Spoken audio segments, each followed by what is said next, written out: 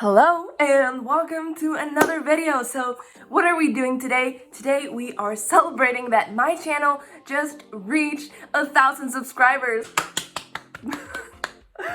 It's weird to celebrate all by myself, but oh my god, thank you guys so much. I literally could not be here without you. I can't believe that I started doing this because I was so bored during quarantine and so excited because of the announcement that we were getting a Disney Plus Percy Jackson adaptation, and now I'm here. So this is the second Q&A on my channel. I think I said in my first Q&A that I was gonna do one once I reached 500 subscribers, but I grew so fast from 300 to 500 that it was just like, I didn't feel like you guys would have enough questions ready because I had already answered so many.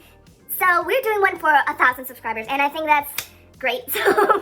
So without further ado, let's look at the questions that you guys sent in. Okay, so let's start. But first of all, let's just get this out of the way. Sometimes I forget this is my phone case and I just put it down and I feel like he's just staring into my soul. So I'm sorry if this distracts you. But okay, let's just go through these comments in no particular order and let's start off. Question number 1. Who is your Percy Jackson or Heroes of Olympus fictional crush? Remember, Nico is mine and happy 1K. Okay, so would it be super boring and basic if I said Percy? So, okay, Percy would be my fictional crush for the Percy Jackson in the Olympian series. And then, this is me exposing myself, and this might come as a huge surprise to a lot of you because of how I bash him. But when I first read The Lost Hero, I completely fell in love with Leo Valdez. I was head over heels for him. Like every scene he was in, I was like, this guy is incredible. I can't get enough of him. I love him so much. Of course, we all know what happened in House of Hades and then in Blood of Olympus. So that kind of tainted our relationship. But yeah, I think he would be my fictional crush for the Heroes of Olympus. Yeah, I think those are two of my crushes. I might have like a little bit of a crush on Annabeth because she's just so incredible. But I think, yeah, I think that's my answer. Okay, let's go. Question number 2. Do you like writing? If so, have you written any fan fictions or any other stories? Okay, so self-plug here. I have a whole series about doing NaNoWriMo last year, so I'll leave the link up there if you want to check that out. It's pretty embarrassing, but yes, I do like writing just because I like creating characters and stories, but I don't think I'm very good at the writing part. Like my writing style is not very good, but writing, I do like it. Fan fiction, on the other hand, should I expose myself? Let me know down below. Should I expose myself? But Okay, I will expose myself. During freshman year, I had a self-insert fan fiction. It wasn't really a self-insert fan fiction. It was just a fan fiction about my life and my friend's life, and it was just the 4 of us living our best life, but I just like wrote it out in a fictional universe where it was just like, it was normal life, but we all had boyfriends. So that's somewhere on Wattpad. And yeah, if you want to read that story about freshman me and my 3 friends having boyfriends, by the way, my boyfriend was Leo Valdez. If you want to read that, let me know down below and maybe I'll link that and expose myself. I don't know if I'm ready to share that with the internet just yet, but if there's enough of you who want to read it, maybe I'll leave the link somewhere. Okay. That's a great question. Thank you for making me expose myself. Okay, next question. What character from the Percy Jackson books do you relate most to? I think I answered a similar one in my last Q&A video, but I would have to say super basic, but Percy Jackson or Leo Valdez. Just being the comic relief, being super sarcastic, using sarcasm as a weapon and a self-defense mechanism just really speaks to me. So very healthy, very healthy. Next question. Who is worse in your opinion, Kronos, Gaia, or Tartarus? So, first of all, I don't think Tartarus is that bad, solely due to the fact that he can't really leave Tartarus, so he doesn't pose as much of a threat. So that leaves us Gaia or Kronos. And from what they did, I would say that Kronos is much worse because what he did had so much more of an negative impact on the characters and the story itself, and I just think Kronos had a better plan and a better motive, and just because of that I think he's a worse villain, but at the same time he's a better villain for it. I don't know if I'm making sense, but it makes sense in my mind. Okay, next question. Do you watch cartoons? If so, what is your favorite one you've watched? And yes, this might not come as a surprise for you, but I do watch a lot of cartoons. Lately, I've been loving Amphibia and The Owl House, I think it was called. Those two are really good. They're on Disney and I am hooked. But I obviously also had a really big Kim Possible phase, and Code Lyoko. Oh my god, I've watched that show like at least 3 times the whole way through. And also Witch, one of my favorite cartoons ever. I watched that a couple of times. Like, yeah, I'm really into cartoons, so if you have any good ones, please recommend them down below. And obviously Avatar, obviously. Okay, next up. What is your favorite and least favorite book from Percy Jackson and the Olympians, Heroes of Olympus, and Trials of Apollo? So should I pick one from each series? I think from the Percy Jackson and the Olympians, my least favorite is Sea of Monsters, I think. It might also be because it's the shortest and because it follows, you know, the, what's his freaking name? Oh, the Odysseus and the Odyssey formula, so it's a bit predictable. And my favorite one, I think it has to be Percy Jackson and The Last Olympian. And then for Heroes of Olympus, my least favorite is obviously The Lord of Olympus, and my favorite, I don't know, I think Mark of Athena just because it's happier, but House of Hades is a close second. And then for Trials of Apollo, obviously my least favorite is book 4, which is called, I think, The Tyrant's Tomb. I hope I'm right. And my favorite one, it would either have to be the first one or the second one. Not gonna lie, mostly because it has a lot of Solangelo in it, and I'm just a sucker for a good amount of Solangelo, so that's that. Next question from the same person is, what's your favorite ship in Percy Jackson? Just check this video out, my ranking of Percy Jackson ships. But obviously, I mean not obviously, but obviously if you've been on my channel, you know that it's Percabeth. I think, I just hit myself so hard. I think they might be my OTP all around. I'm not gonna say it's mostly because of nostalgia, but it's a lot because of nostalgia, but I just love them a lot. I think my second favorite is, not of all time, but just in Percy Jackson, is Solangelo. I really like Fiero Chase a lot. They're so cute and I love them. And who else? I don't know. I think out of the official ones, those are my favorites. I might be forgetting one of my favorites, but I always forget favorites. I don't know what's wrong with me. Whenever someone asks me my favorites, I'm like, do I even like stuff? I don't freaking know what my favorite things are, okay? I'm sorry. And the last question from this person is, have you read Harry Potter? And if so, what do you think about the series?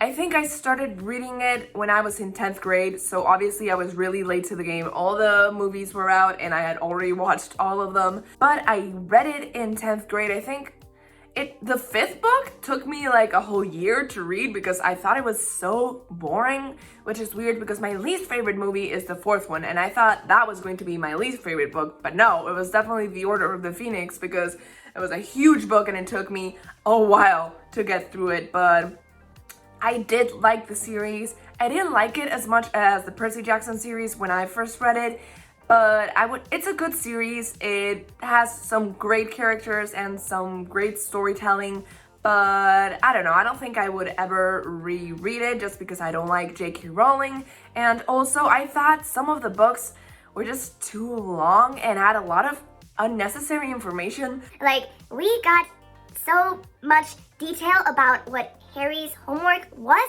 Like, for every single subject, I'm like, do we really have to read about Harry doing homework? But I don't know, that just stuck out for me. I don't know why. Maybe it's not even like accurate and I'm just making things up, but the fact that J.K. Rowling spent like a whole page talking about Harry having to do his homework and what it was about and how he was going to do it just really stuck out to me. So, I don't know. Next up is, who would you like to date from the PGO series? And this is kind of different from who my fictional crush is, because having a crush on someone and wanting to date them is completely different. So who do I think I would be most compatible with? Definitely not Percy. Percy and I would be so chaotic, which means that Leo and I would also be even more chaotic, I think. Who would I want to date? I mean, maybe Annabeth. Maybe Annabeth would be a good match for me, or Will Solace. I feel like he would also be a good match because they're both so chill and analytical, and that would just work better because if I choose someone who goes with their gut feeling on everything, then it's just going to be too chaotic. But I don't know, maybe Magnus Chase, but maybe that's just because I relate to him a lot, which might be weird dating him because we'd kind of be like the same person. But I don't know, I think those are my 3 options. Next question is, are there any characters from the Riordanverse you think should have been explored more instead of being thrown away after 1 or 2 books? And yes, I actually kind of have a video already about this. I'll link it up somewhere. And I think there's a lot of characters in the Percy Jackson universe that really do deserve like at least short stories focused on them. One of those I think should be Talia Grace. I think we deserve to know more about Talia Grace. I want to know more about her in the Hunters, so maybe we could get like a joint Talia and Reyna one because they're both together now and I feel like they both deserve short stories. I would also love to know more about Zoe Nightshade, so maybe just like some short stories about the Hunters in general. I think those would be so cool. Obviously Nico really deserves one, so Solangelo could have a short story. And yeah, I think those are the ones that come to mind the most. Next up is another favorite question. What is your favorite book? And what is your opinion on the House of Hades? I know some people either love it or hate it. I didn't know a lot of people hated House of Hades. Like, how dare you? It's one of my favorite books in the series. But okay, going back to the first question. What is your favorite book? I don't know if I've explained this enough, but I'm really bad at favorites. So I'm just going to say the Percy Jackson series. Can't I just pick it as a series? But I did say before that my favorite one in the series was The Last Olympian. So I guess technically that would make it my favorite book. I don't know. I'll leave a link to the video I did about my favorite books and then you can check that out and learn more about me. And then the second question was, and what is your opinion on the House of Hades? And I said this before, I love it. I think it's a great book. Obviously, I did try to rewrite it in my Fixing the Heroes of Olympus series, but that's just me. I really enjoy it. It's either my favorite book or my second favorite book in the series. And yeah, it's always one of my favorite ones to visit. And it has Nico and it has Percabeth, so I really can't really complain much about this one. Next up is, if you had to kill off one of the characters in Blood of Olympus, who would it be? So obviously Octavian died, so I can't pick him, but I can pick, who else don't I like that's in Blood of... I don't know why Calypso just came to mind. I don't want to kill her, but she came to mind. Who else is there? I always take these questions too seriously. So I'm just gonna say Leo because he dies. And that's like, basically that's the option that you choose when you don't want to choose because he's already going to die anyway. So that's the easier way out, and I'm a coward and I know this and I don't care. So there you go, that's my answer. Okay, this person has a lot of questions, so let's go through them. Number 1, what did you study in college? I studied translating and interpreting.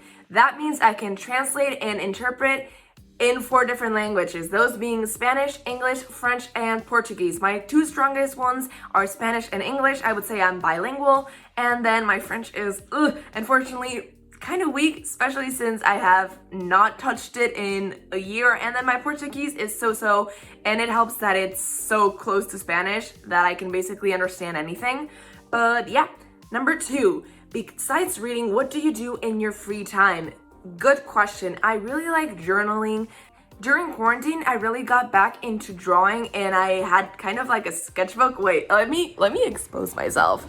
Okay, so you know the worst parts of the quarantine? I was really bored during the day because I did work a lot and I had a lot of homework and projects I had to do for school. But you know, the days were just endless. So I did like a series of portraits of my friends and family that they just send me pictures and I would just draw them. So here's one. She looks nothing like that, by the way. I'm just like an autist, you know. This one, This one is my friend McKenna. I've talked about her several times on my channel, and she looks like this. This is her face, so this is 100% accurate. McKenna, if you're watching, I hope you like this. Wow, this person does not have this much forehead. I don't know why I did that. This person is also 100% accurate. And yeah. Oh, look. Am I obsessed with this meme? Maybe. Do I regret it? No. And this is my brother. You've seen him in one of my videos. I should not have studied languages. I should have just gone into art and done portraits for people because that's clearly where my talent lies. So question number 3 is, do you like playing sports? If so, which ones? And yes, I actually do. I'm that rare combination of jock and geek. And actually in high school, I played in the volleyball team and the softball team. And one of the other sports that I like most is badminton. It's so freaking fun. I love it so much and I just want to play it forever. Okay, what else? Number 4, do you have any other siblings besides the brother that I already mentioned? Yes, I have 3 siblings, so that means we're 4 in total, which is a lot. It's my older sister, then my older brother, me, I'm the 3rd one, and then my younger brother, who you have seen in my videos. And number 5, how was your day? And thank you for asking me this. It was okay, you know? It's not even noon, so I can't really say, but let me tell you about yesterday. Yesterday was a lot of fun. I went and had a picnic at El Retiro with my 3 best friends, and it was a lot of fun. Obviously, we wore masks, we were really safe, and it was just a lot of fun. We spent the whole day there. We had a lot of Pringles and a lot of fun. Ooh, this is a really fun one. What book do you recommend to transition from children's books to YA? Let me check out my, what is this? My bookshelf right here. Give me a sec.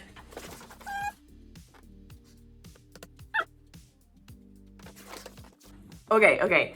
I think this is a good one. I would recommend the Gone series by Michael Grant.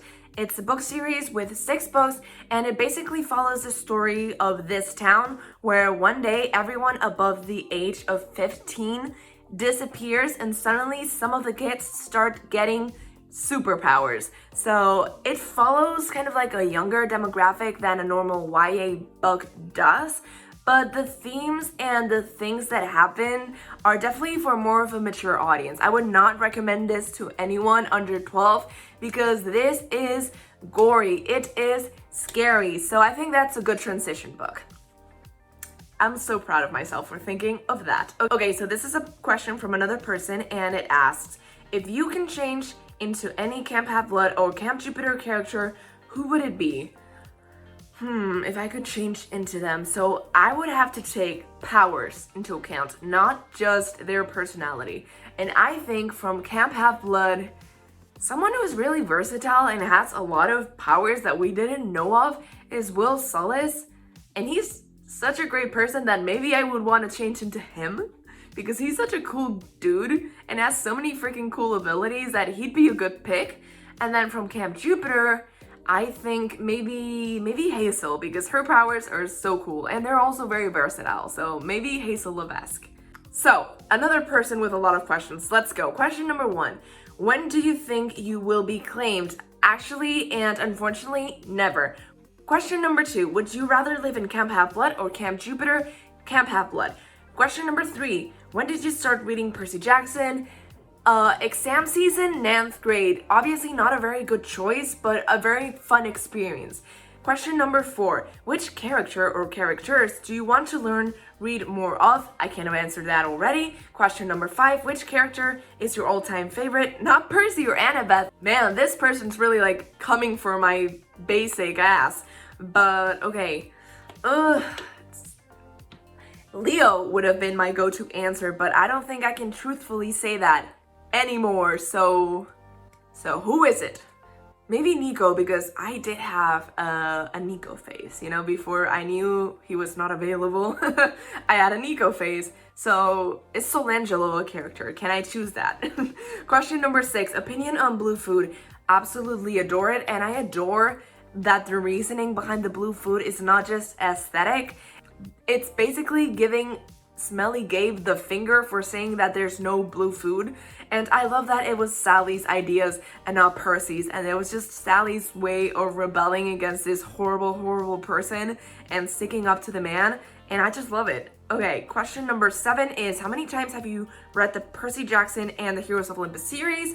Percy Jackson series, definitely at least 4 times all the way through. But I must say that every time I finished a book, I reread some specific moments. So there's like 10 pages of each book that I've read 100 times. The Heroes of Olympus, I would maybe 3 times, because I definitely read it less. But when I tend to reread the Percy Jackson series, it just makes sense for me to reread the Heroes of Olympus series again, just because it's the continuation. This is a question from another person. Are you looking forward to the Percy Jackson Disney Plus series? And yes, I am looking forward to that. I have a couple of videos, but I'll link this one up so you can watch it. I'm really looking forward to it, because obviously a lot of different reasons. I really want to see their depiction of this story and their interpretation, and I really want merch. What can I say? I'm materialistic like that. I want the merch. Ooh, next question is, second question may be risky, but I think the background characters are better written in Percy Jackson than Harry Potter. What do you think? I think that, I don't know, because I feel like we spend more time with the Harry Potter background characters just because the whole story revolves around them being at Hogwarts. Whereas in Percy Jackson, they always leave on quests, so we don't really see the background characters that much. That being said, I think when we do see them, they are well written, so there's not definitive answer for this question. I'm sorry if that's not the answer you wanted. Okay, next question from this person is, spoilers for this question. Do you think personally Jason was deserving the hate or dislike people were giving him before he died, and what was your overall thinking about his death and his character? Okay, I don't think Jason was deserving of any of the hate. Maybe the dislike. Anyone can dislike any character, you know, they're completely free to do so. And I mean, if we all like the same characters, this would be boring. But I don't think he deserved the hate. This poor dude did nothing to deserve the hate, but I feel like, I mean, obviously not all of the fandom, but a little bit of the fandom and the part of the fandom that I am in, the hate is for the memes, basically. I don't actually hate him, it's just fun to dislike him. Obviously, his character death was sad, and watch my top 10 saddest character deaths because I explain it better there. Okay, next question. If you could have any weapon, what would it be? Back with my basic ass, a sword. If I was a daughter of Poseidon though, I think it would be really cool to have a trident. Wouldn't that be so aesthetically pleasing? Oh, it's like perfect. But if I wasn't, I want a sword. And kind of like Percy's length, because Hazel has a longer sword that's for riding a horse, but I don't know, I like the gladiator swords best, I think. Okay, last 2 questions. When will this video come? Today. Next question. Do you speak Spanish? Sí, yo hablo español. sorry, I had to put you through that. Sí, hablo español porque soy de España y he vivido la mayor parte de mi vida en España y ya está, las cosas como son. Yes, I'm Spanish. I've been born and raised in Spain. I speak English because I lived for 4 years in England because of my dad's job. And that is all for the Q&A. Bye! Okay, nobody actually asked me this in this Q&A, but I got a lot of questions in the last Q&A, and that is, what is my real name? And you know, this might surprise some people, but I'm not actually legally called Unclaimed Demigod. You know, that's not my legal name. Unfortunately, my parents did not name me that when I was born. So my actual name, why do I feel so stupid exposing this? It's just my freaking name. My name is Celia, okay? Celia. And I know in English it sounds like I have a lisp because of the way I pronounce the C, but that's just the way you pronounce soft C's in Spanish. So it's Celia. So, a little bit of history behind my name. when I went to England, I introduced myself as Celia the first couple of times. But after a while, I just saw that people could not pronounce it and they didn't even understand what I was saying when I told them my name.